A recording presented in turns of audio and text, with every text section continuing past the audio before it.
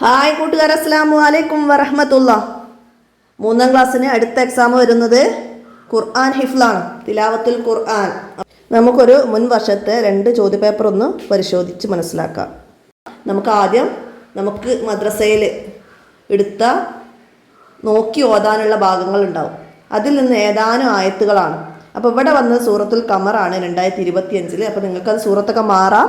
അപ്പോൾ അത് മനസ്സിലാക്കണം. അപ്പോൾ നമ്മൾ ഓതി കൊടുക്കുമ്പോൾ എന്താണ്, നമ്മൾ പഠിച്ചിട്ടുണ്ട് തജ്വീദ് നിയമങ്ങൾ അല്ലേ, ഇത് മിൽഹാറൊക്കെ പഠിച്ചു അല്ലേ, അതേപോലെ ഉന്നത്ത് ഒക്കെ നമ്മൾ പഠിച്ചിട്ടുണ്ട്. അതൊക്കെ ശ്രദ്ധിച്ചിട്ട് നമ്മൾ എന്ത് ചെയ്യണം, ഓതി കൊടുക്കണം. അതാണ് നോക്കി ഓതുമ്പോൾ ചെയ്യണം. പിന്നെ ഹിഫ്ല് നമുക്ക് ഇവിടെ വന്നത് എന്താണ്, ഫാത്തിഹ, ഫീല്, ഹുമസ, അസ്ർ, മുത്തക്കാസുർ, ഖാരിയ, ആദിയാത്ത്, മാഊൻ, റുക്കൂയിലെ ദിക്ർ, പിന്നെ ഉളൂവിൻ്റെ ശേഷമുള്ള ദുആ, അതൊക്കെയാണ് ഇവിടെ ചോദിച്ചത്.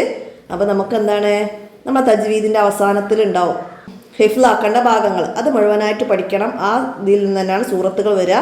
പിന്നെ നമ്മൾ 2ാം ക്ലാസ് പഠിച്ച നിസ്കാരത്തിൻ്റെ ദിക്റും ദുആകളും, ഉളൂവിൻ്റെ ദുആ, ദിക്ർ, ഉളൂവിൻ്റെ ശേഷമുള്ള ദുആ, ഇതൊക്കെ നന്നായിട്ട് പഠിക്കുക. ഇതാണ് നിങ്ങൾക്ക് എക്സാമിന് വന്ന കഴിഞ്ഞ വർഷത്തെ മോഡല്.